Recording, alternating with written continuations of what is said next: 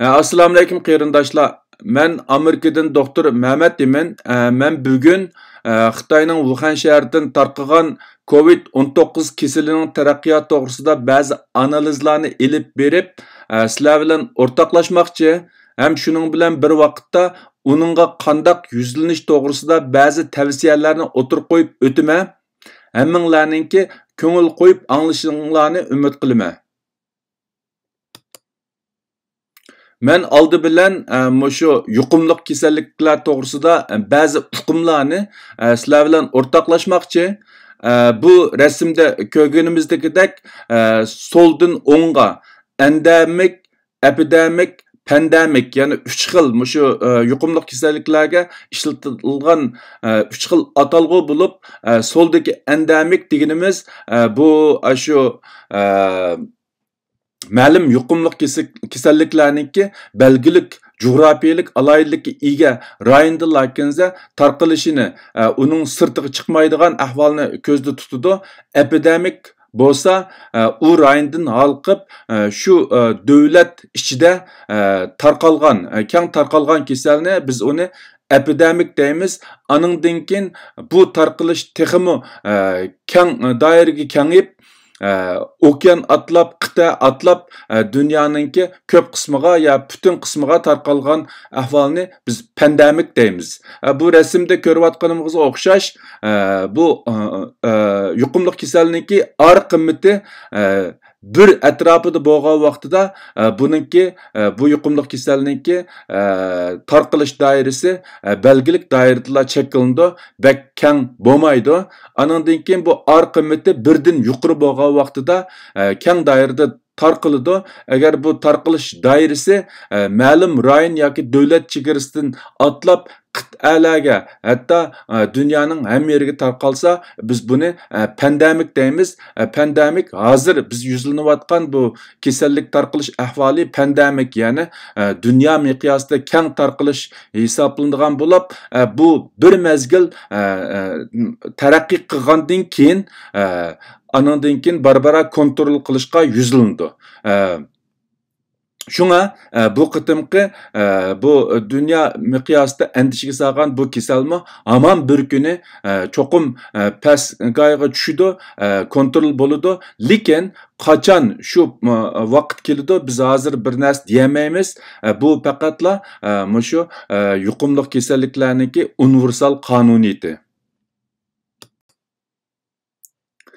Bu resimde şu dünya miqyosida keng ko'lamda tarqalgan yuqumli kasalliklarningki paydo bo'lish, tarqalish jarayoni va uningki iqtisodga keltirgan ta'siri to'g'risida texmi inchga tushuncha berilgan bo'lib, sol tarafda oldi bilan sol tarafdan o'ng tarafga boshlangan vaqtida oldi bilan shu yuqumli kasal tarqaydigan belgilik xatarlik omil bo'lish kerak. Bu xil ahvol ostida iqtisodga ta'siri cho'ng bo'lmaydi. Anandan keyin ikkinchi bosqichda anandan keyin bu yuqumli kasalliklarningki tarqalishiga sabab bo'lgan, ya'ni uni qo'zg'atgan bir omil bo'lish kerak. Shuningdek bo'lgan vaqtida bu outbreak, ya'ni bu yuqumli kasal aslidagi belgilik cheklik doiradan sirtqa kengaydi. Buni biz outbreak deymiz. Agar bu outbreak, ya'ni yuqumli kasallikning tarqalishi shu coğrafiyalik alayidlikka ega rayondan halqib ketmasa, buni biz endemik deymiz. Ya'ni shu coğrafiyalik alayligi o'xshaydigan rayonda cheklansa, agar bu coğrafiyalik alaylik bor rayondan halqib etib boshqa rayonlarga tarqisa, bu epidemik bo'ladi. Anandan keyin bu yanimi texmi taraqqiy qilgan holda bu qit'alar atlab dunyoning boshqa joylariga keng tarqisa, bu pandemik bo'ladi.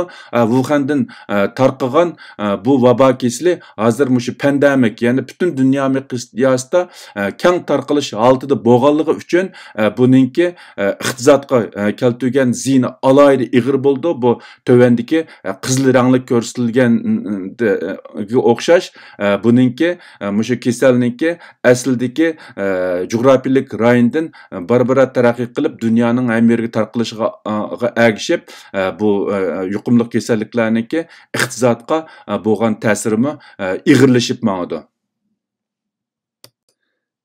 Bu rasmda mushu yuqumli kasalliklarniki butun dunyo miqyosida keng tarqalish holati kelgan vaqtida, ya'ni pandemik holatiga kelgan vaqtida qandaq bir taraf qilishniki ikki xil usuli ko'rsatilgan.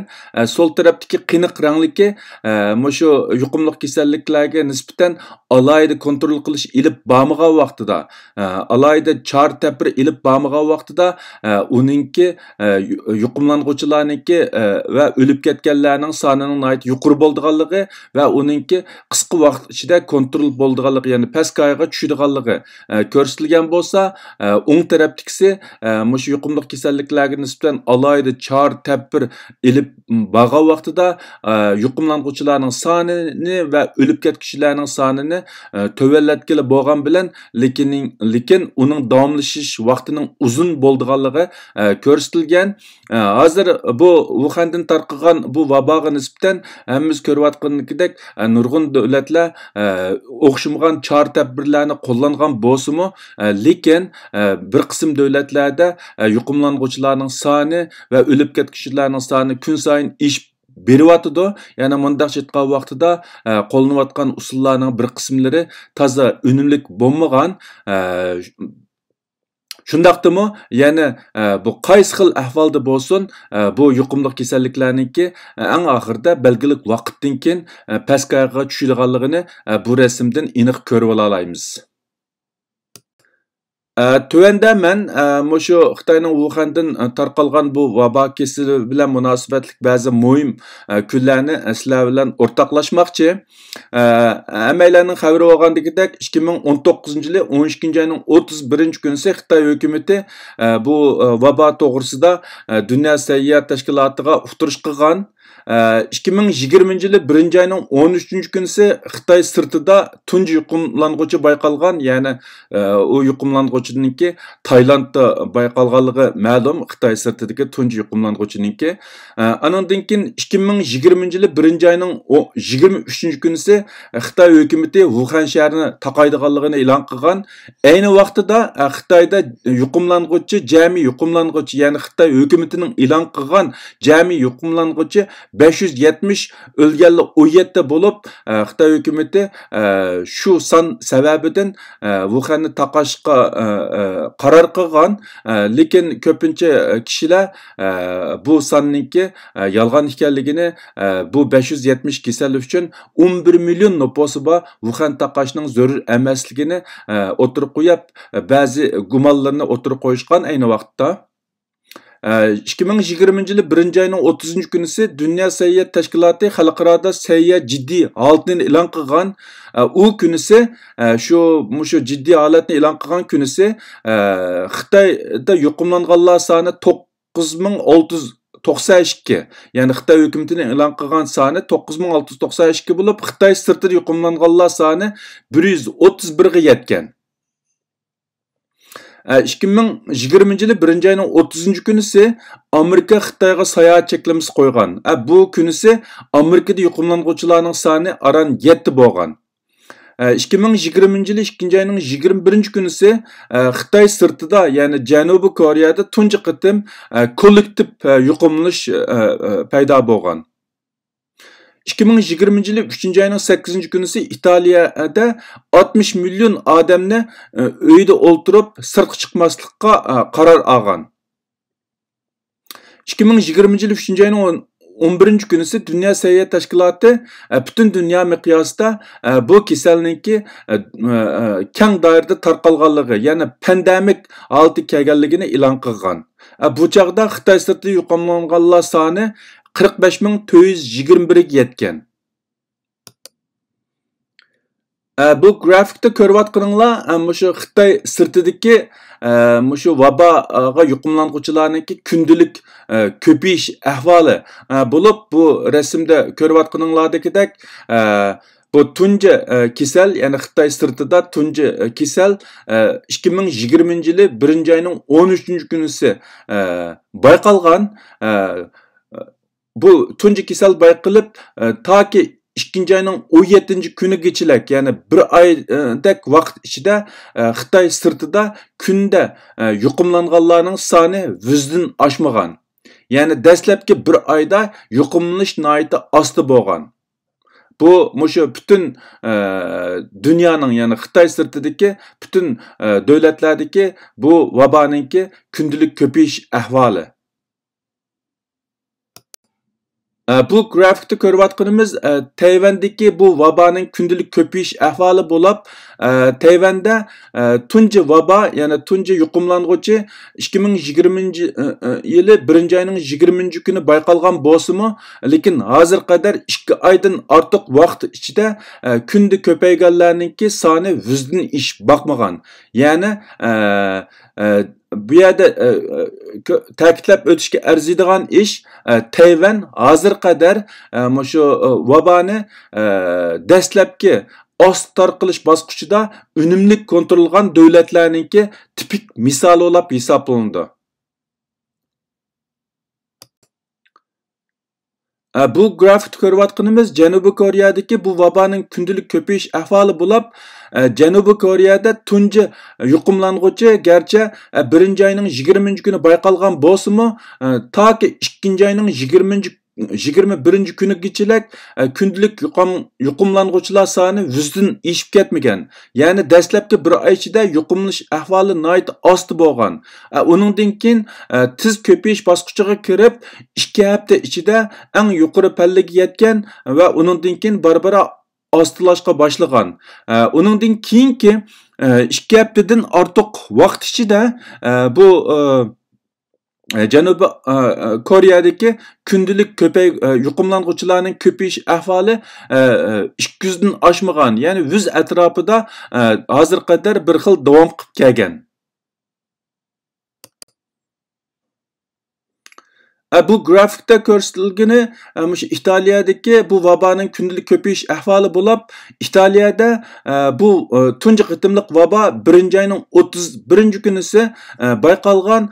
Uningdan keyin 2 ayının 26. güniga qadar kundilik yuqumlanguvchilar soni 100'dün oshmagan. Yani dastlabki bir ay ichida yuqumlanish nihoyat osti bo'lgan.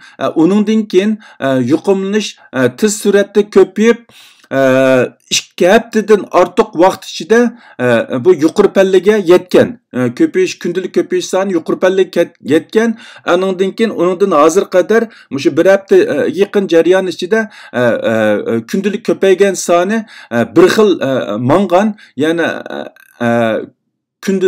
kunlab ish mangmagan, yani bir xil holatga kirgan.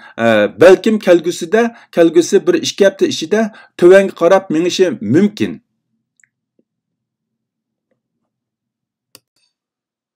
Bu grafikte İspanya'daki bu vaboning kundilik ko'payish ahvoli ko'rsatilgan bo'lib, bu grafik ko'rayotganimizdagidek İspanya'da bu tunji vabo 2020 yılı 1 ayının 31. günüsü bayqalgan bo'lib, shuningdan 3 ayının 6. günigacha, yani bir aydan sal ko'proq vaqt ichida kundilik yuqumlanguvchilarning soni 100'dün oshmagan. Yani dastlabki bir ayda yuqumlanish nihoyatda osti bo'lgan.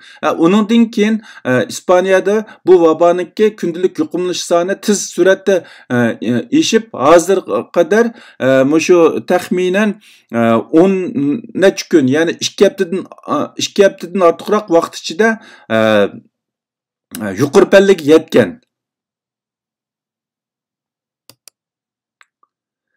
Bu grafikte Germaniyadaki bu vaboning kundilik ko'payish ahvoli ko'rsatilgan bo'lib, grafikda ko'rayotganimizdagidek Germaniyadagi tunji yuqumlanguvchi 2020 yılı 1 ayının 27. günü bayqalgan bo'lib, uningdan 3 ayının 5. günüsü, yani bir aydan sal ko'proq vaqt ichida Germaniyadagi kundilik yuqumlanguvchilar soni 100'dün oshmagan. Yani dastlabki bir aydek vaqt ichida yuqumlanish nihoyat osti bo'lgan. Uningdan keyin tiz ko'payish köpeyiş, yuqumlanğuchilar tez köpeyiş bosqichiga yetgan.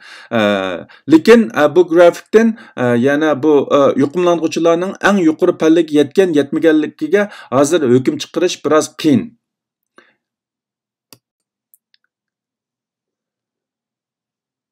Bu grafikte ko'rsatilgani Amerikadagi bu vaboning kundalik ko'payish ahvoli bo'lib, grafikda ko'rsatilgandagidek Amerikadagi tunji vabo 2020-yil 1-oyning 20-kuni bayqalgan bo'lsa-mu, biroq toki 3-oyning 7-kuniga qadar Amerikadagi kundalik yuqumlanganlar soni 100dan oshmagan. Yani dastlabki 1,5 oydan ortiq vaqt ichida yuqumlanuvchilar soni faqat ko'paymagan. Buning asosli sababi yani oldingi 2-3 hafta jarayonida qo'llanilgan tekshirish usullarining masalasi tufaylidan nurg'un yuqumlanuvchilar o'z vaqtida tekshirilib statistikaga kirgizilmagan. Yani bu grafikdan ko'rib olishga bo'ladigan yana bir ish, garchi Amerikada bu tunji vabo bayqalib 1,5 oydagidek nayti qimmatlik bir fursat bo'lgan bo'lsa-mu, bu vaboni kontrol qilishga zarur bo'lgan, lekin bu vabo yaxshi kontrol qilinmaganlik sababidan eng oxirida keyingi 2 hafta ichida nayti tez suratda ishib, bugun Amerikadagi yuqumlanuvchilarning soni 100 mingdan ishib ketgan. Bu son kuniga 30%dan ortiq ko'payayotgan bo'lib, mutaxassislarningki taxmin qilishicha har 2-3 kunda bu yuqumlanuvchilar soni bir qatlanib minishi mumkin ekan. Hamda bu yuqumlanishning ko'payish ahvoli, ya'ni yuqumlanuvchilarniki ko'payish ahvoli qachon eng yuqori pallaga yetib, qachon keyniga yenishga boshlaydi, uningga hozir bir narsa deyish qiyin. Lekin Amerikaniki hozirgi ahvoldan qaragan vaqtida bu vabo kontrollikdan biroz chiqqan. Şuna hozirgi oldimizdagi 1-2 hafta ichida bo'lgan o'zgarishlarga qarab, anandan keyin bu kasallikni Amerikadagi kelgusi taraqqiyotiga qarta ba'zi yakunlarni chiqarish mumkin, lekin hozirgi ahvolda bu kasallikni yuqumlanish ahvoli mutaxassislarning faraz qilishidan tez ve ig'ir bo'lmoqda. Bu grafikda İran'daki bu vabanın kundalik ko'payish ahvoli ko'rsatilgan bo'lib, grafikda ko'rganimizdagidek İran'da tunji vabo 2020-yil 2-oyning 19-kuni bayqalgan bo'lsa-mu, biroq uningdan bir haftadan keyin yuqumlanuvchilarning soni tez ko'payishga boshlagan. Ya'ni dastlab bir oylik osti ko'payish jarayoni bo'lmagan. Buning asosli sababi mening qarashimcha tunji yuqumlanuvchi vaqtida bayqalmagan.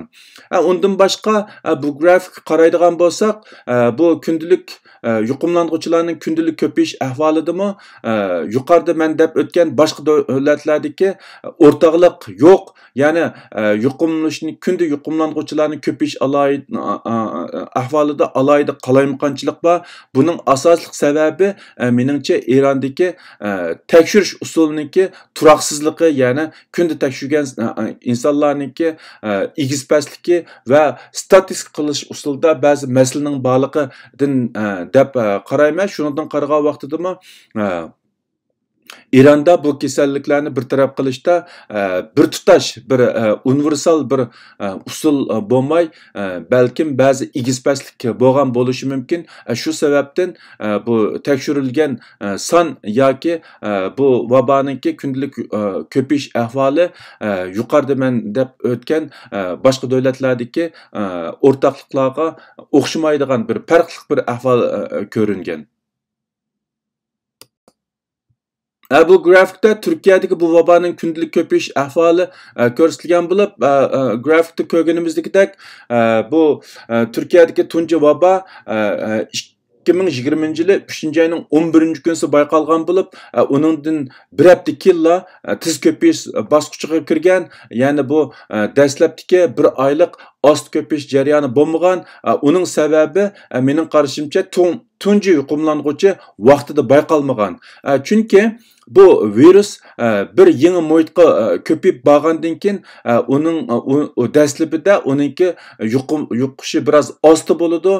Ya'ni ma'lum mezgilgacha u insonlar orasida ko'payib qolgandan keyin anandan keyin tez suratda tarqalish bo'ladigan gap. Yuqorida men deb misol qilib o'tgan bir necha davlatning ahvoliga qargan vaqtidami bu virusning yuqumlanishida ko'pincha ahvollarda bir oy yoki bir oydan sal ortiqroq osti suratda tarqalish bo'lib, uningdan keyin tez suratda tarqalish bosqichiga kirgan. Lekin yuqorida men deb o'tgandagidek Eron bilan Turkiyaningki ahvolida bu xil ahvolni ko'rolmaymiz. Ya'ni tunji yuqumlanğuchi bayqalib bir hafta o'tmaylarkinsa tez suratda ko'payish bosqichiga kirgan. Demak, bu ikki davlatda tunji yuqumlanğuchiniki bayqalgan vaqti bak kechikkan yoki yuqumlanğuchi bo'lgan bo'lsa-mu vaqtida bayqalmagan yoki bo'lmasa tekshirish usulidagi masala tufaylidan ular bu statistikadan tushib qolgan. Hemen yukarıda sözlep ötken şu vabanın dünya miqyasidagi tarqalish ahvoli ve bazı statistikalık sonliq ma'lumotlarga asosan dastlabki qadamda tövendeki bir necha yakuni chiqarish mumkin. Birinchisi, bu vaba tez tarqalishdan burun bir ay atrofida oz tarqaladigan bir mezgil bo'lib, bu bir ay uni kontrol qilishda bek muhim. Tayvan buning eng yaxshi misoli bo'lib, Tayvan bu vabani yaxshi kontrol qilgan. Shu sababdan Tayvanda hozir qadar kundalik yuqumlanğuchilarning ko'payish ahvoli yuzdan eshib ketmagan va umumiy sonmi yaxshi kontrol qilingan. Afsus, boshqa davlatlarda bu bir ay yaxshi qo'llanilmaganligi uchun yoki ilingan tadbirlar unumli bo'lmaganligi uchun bu bir ay atrofidagi osta ko'payish bosqichidan keyin yuqorida men so'zlab o'tgan bir nechta davlatlar tez ko'payish bosqichiga kirgan, qolgan davlatlarmi uningga ergishib tez ko'payish bosqichiga yuzlanmoqda. İkincisi, İtaliyaning ahvolidan qargan vaqtida tez suratda tarqalish boshlanib 4 hafta atrofida tarqalish surati yuqori pallaga yetishi mumkin. Uningdan keyin bu tarqalish ahvoli biroz ostilab bir mezgil tekşi minişi mümkün. Onundan keyin belkim tövellep minişqa yüzlenishi mümkün. Bunu faqatla Koreyaning ahvolida ko'rdik, lekin boshqa davlatlarning ahvolida texi bu xil ahvol ko'rmadik. Koreyaning ahvoliga asoslangan vaqtida belkim oldimizdagi 1-2 hafta ichida bir qism davlatlarda shundoq bir yuzlanish ko'rilishi mumkin. Koreyaning ahvoliga asoslangan vaqtida bu vaboninki tez tarqalish kontrol qilingandan keyin u uzun bir mezgil ost tarqalish davom qilishi mumkin. Ya'ni dastlabki bir oydagi osta ko'payish mezgili, uningdan keyin tez ko'payish mezgili, aningdan keyin tövellash mezgili bo'lib, uningdan keyin ya'ni uzun bir mezgil bir xil suratda bu kasal tarqalib menishi mumkin.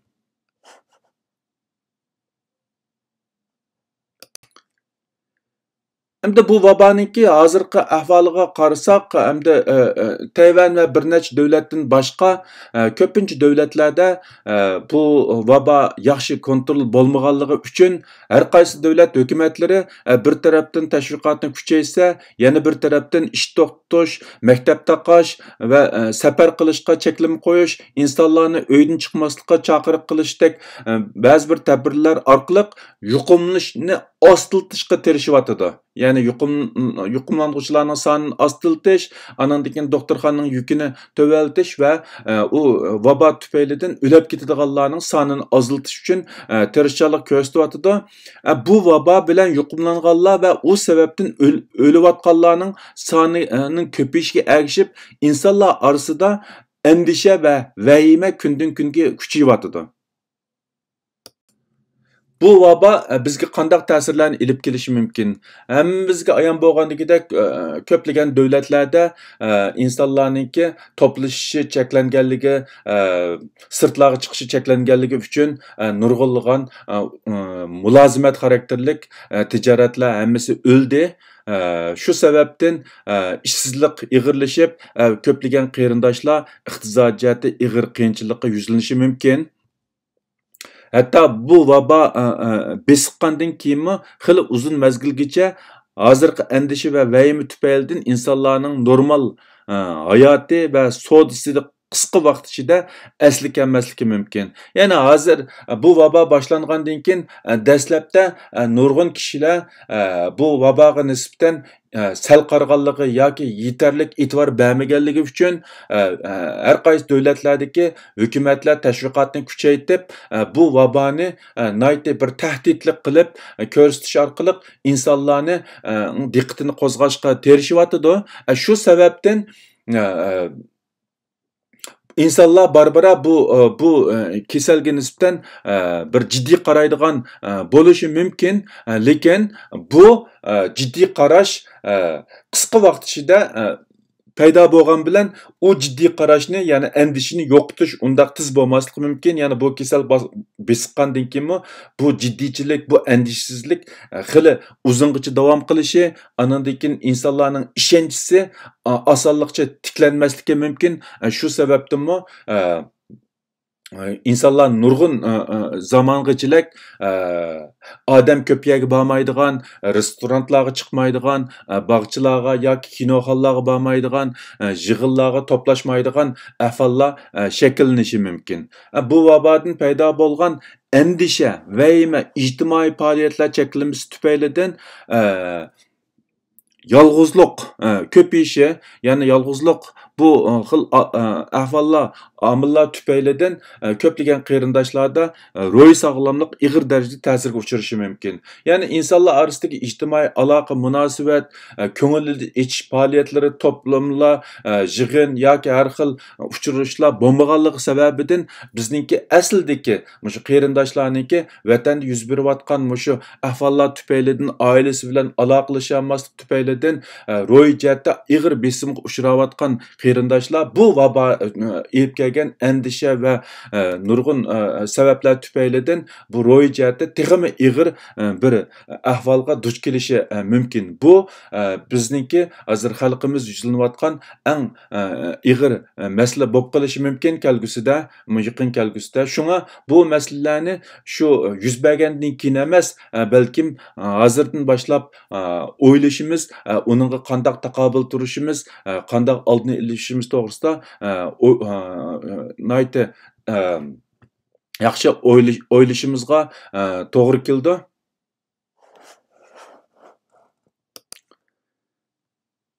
Undaqda biz bu vaboga nisbatan qanday qilishimiz kerak? Bu vaboning hozirgi taraqqiyot ahvolidan qaragan vaqtida bu vaboni qisqa vaqt ichida kontrol qilish qiyin bo'lsa kerak. Yuqumlanuvchilar sonininki uzluksiz ko'payishiga qaragan vaqtida bu vabodan butunlay saqlanish uncha oson bo'lmasa kerak. Shunga hammamizda bu vaboga nisbatan uzun va qisqa muddatlik plan bo'lishi amal bor. Shu o'zimiz yashayotgan davlat yoki rayonniki qoida usullariga yana amal qilgan asosda amal bor normal hayotimizni davom qilishga tirishishimiz kerak. Eng muhimi bu vaboga to'g'ri yuzlanishimiz va badanimizning immunitet kuchini yuqori ko'tarish orqali bu vabodan g'olib kelishga tayyor bo'lishimiz kerak. Ko'pinchimizning xabari bo'lgandagidek, hozir shu tashviqot kuchib, bu vabodan qanday saqlanish, qanday mudofaa ko'rish to'g'risida nurg'un o'xshamagan chora-tadbirlar keng ko'lamda tashviq qilinyotidi. Hamda buni asosan yig'inchoqlab aytgan vaqtida birisi shu odam ko'p joyga bormaslik, andan keyin qo'limizni vaqtida yuvib turish kerak, andan keyin shaxsiy tozaliqqa alohida diqqat qilish kerak, andan keyin shu mehnat qo'limiz bilan yuz qo'llarimizni tutmaslik. Bu hozir hamda bir umumlashayotgan mush kasaldan mudofaa ko'rishniki umumlashayotgan bir usullari bo'lib, buni Bunundan başqa men burunqi leksiyalarimda alayda tavsiya qilib kelgan bir necha usul tövendikçe. Yani birincisi çoqum yaxshi uxlash. Yani uyqun yaxshi uxlash degan vaqtida herkes atdigandan kech uxlash degan gap emas. Endişimizni töveltib, mayli 7 saat uxlayli, mayli 8 saat uxlayli, uyqumuzning sifatini yuqori ko'tarish. Yani yaxshi uxlashning o'zi bizningki tan sog'lomligimizga kapolat qilib qolmasdan eng muhimi bizning immunitet kuchimizni yuqori ko'tarishga nihoyatda foydasi bor. Ikkinchi, sog'lom ozuqlanish, ya'ni tangpunglashgan ozuqlanish, anandan keyin sayko'ktat va yemişlarni ko'p iste'mol qilish bo'libmi bak tarkibida vitamin C bo'lgan yemişlarni ko'p iste'mol qilish kerak. Bu vitamin C'niki bu kasalni davolashda alohida unum berilganligini ta'kidlab o'tdi. Albatta bu dastlabki qadamki bir natija bo'lsa-mu, lekin bu biz odatda qila oladigan ish bo'lganligimiz uchun kundalik turmushimizda buningga alohida diqqat qilsak cho'qim foydasi bor deb qarayman. Anandan keyin nihoyat yaxshi chiniqish kerak. Chiniqishni davomlashtirish kerak. Bu chiniqish orqali biz immunitet kuchimizni yuqorilta olamiz. Anandan keyin bizning sog'lomligimizga kapolat qila olamiz. Shunga bu chiniqishni hargiz to'xtatmaslik kerak. Bu hozir ishqa bormaganlik tufaylidan nurg'un qarindoshlarning harakat doirasi faqat uy ichida cheklanib qilyotidi. Lekin shundoq bo'lsa-mu, kuniga 1-2 soat harakat qilishni hargiz tashlamaslik kerak. Bu o'zimizning sog'lomligi, immunitet kuchimizni oshirishda nihoyatda muhim. Uchinchisi, sharoit yor bergan vaqtida cho'qim sirtqa chiqib, odam yo'q yerda sirtda o'zimizni quyoshga uchrashtirishimiz, quyoshga qoqlanishimiz kerak. Yoki bo'lmagan vaqtida uyning darajalarini ichib, havo almashtirishga, yetarli quyoshga kapolat qilishimiz kerak. Chunki bu xizmatga bormay uyga solinib, harakat doiramiz cheklanish vaqti uzargan sari bu yuqorida deb o'tganlar ig'ir darajada ta'sirga uchrashi mumkin. Shunga biz ati o'gin uningdan keyin deb keyinga qo'yib qo'ymay, kundulik vaqtida qilib mangsak bizniki salomatligimiz kapolat qilib bo'ldi. Anandan keyin immunitet kuchimiz yuqorilab, bu vabodan g'olib kelishimizga nihoyatda ahamiyati bor. Albatta bu virusdan yuqumlanish terishchanlik ko'rsatishimiz kerak. Agar bu terishchanlik mag'lub bo'lib, tasodifiy yuqumlanib qolgan vaqtimizda bizningki immunitet kuchimiz yaxshi, tenimiz sog'lom, yaxshi bo'lsa, vaqtida biz bu vabodan nihoyatda yaxshi asli kela olishimiz, uning ustidan g'olib kela olishimiz, hatto bu virus bilan yuqumlangandan keyin ig'ir kasal alomatlari ko'rilmasligi mumkin. Shunga meningcha uzun muddatdan o'tgan vaqtida bizning immunitet kuchimizni yetildirish bu vabodan g'olib kelishda nihoyatda muhim rol o'ynaydi deb qarayman. Endi oxirida men ba'zi xo'shallanarlik odamga umid bag'ishlaydigan ba'zi xabarlarni sizlar bilan o'rtoqlashmoqchi. Shu bir necha kundan buyon e'lon qilinayotgan xabarlar qarag'an vaqtida mayli Italiyada bo'lsin, mayli Janubiy Koreyada bo'lsin, bu vaboga giribtor bo'lib, saqayganlar ichida 90 yoshdan oshganlarmi oz emas ekan. Bu vabodan saq salomat qutulgan, ya'ni saqib uyga chiqqanlarning ichida 100 yoshdan oshganlarmi bor ekan. Bugungi bir xabarga qarag'an vaqtida Italiyada shu 19-yillari Italiyada tarqagan Ispaniya zukumida vaqtida tug'ilgan birsiniki bugun saq salomat doktorxonadan saqib uyga chiqib, o'zininki 101 yoshlik tug'ilgan kunini tabriklaganligi xabar berildi. Uningdan boshqa yana birisi 103 yoshlik bu vaboga giribtor bo'lgandan keyin saqaygan. Shunga bularning hammasi bizga umid bag'ishlaydigan, umidlantiradigan bir yaxshi xo'sh xabarlar. Men burunqi leksiyalarimda deb o'tgandagidek, bu vaboga giribtor bo'lgan odamningki 80%da alohida kasal alomati bo'lmaydi. bo'lmaydi. Faqat 20% kasal alomati bo'lib, 15% rasmiy balans yetib, doktorxonada yetib davolashga ehtiyojliq. Ularning ichida 5%ning ahvoli nihoyatda ig'ir bo'lib, agar davolanish unum bermasa, o'lib ketadigan gap. Hozirgi butun dunyoning miqyosida shu o'lib ketganlarning ahvoli qargan vaqtidami o'lib ketish nisbati asosan 5%dan tuvan. Albatta, qisman davlatlarda, masalan, Italiya, Iran qatorliq ba'zi davlatlarda 10% atrofida, ya'ni 7-8%, 10% atrofida bo'lgan bilan butun dunyoninki o'rtacha saviyasida o'lib ketish nisbati 5%dan tuvan. Shunga mundaq chiqqan vaqtida bu nihoyatda dunyo miqyosida andish solgan bir baloyi ofat bo'lsa-mu, lekin unchalik bak qo'rqinchli emas. Yana 80-90% odam bu vabodan unumlik g'olib kelalaydi. Hamda albatta zimiston qishdan keyin cho'qim atiyaz keladi. Tang yormaydigan kech bo'lmaydi. Bu vabo bir kuni cho'qim besqishi mumkin. Hamda albatta biz hozir 2 haftada besqamdi, 1 oyda besqamdi, 2 oyda besqamdi. Uningga aniq bir narsa demaymiz. Lekin mening faraz qilishimcha 5-oylarga borgan vaqtida obdan yaxshi besqishi mumkin.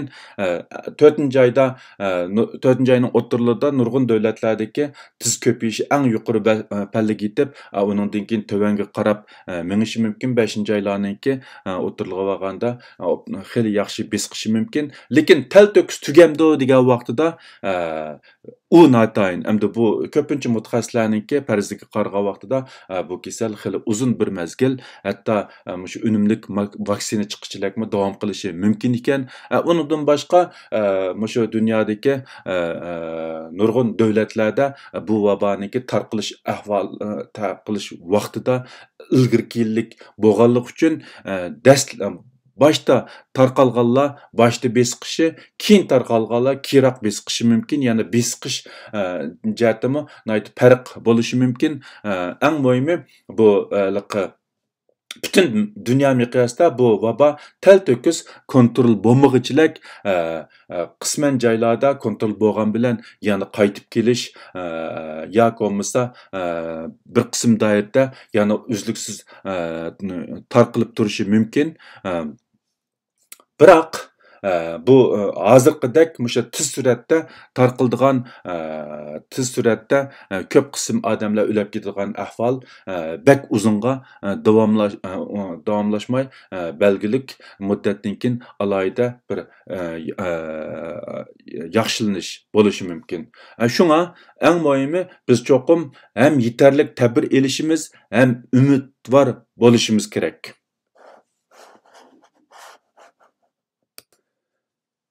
Ben bugünkü leksiyani mushu yerda oxirlashtirmoqchi.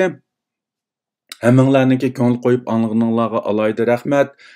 Agar savollaringlar bo'lsa, menga ayrim yo'llab bersanglar yoki mushu videoning tagida savol shaklida yo'llab qo'ysanglar, men vaqt chiqarib savollarga amal bor javob berishga tirishaman. Bu videoni agar yaxshi ko'rgansanglar yoki bo'lmasa ahamiyati bor deb qarasanglar, keng ko'lamda tarqatib qo'yinglar. Bugun mishada oxirlashtirmoqchi. Hammanglarga qaytadan yana bir qitim rahmat. Keyin qitim ko'rishgacha omon bo'linglar. Xayr xo'sh. Xudoga omonat.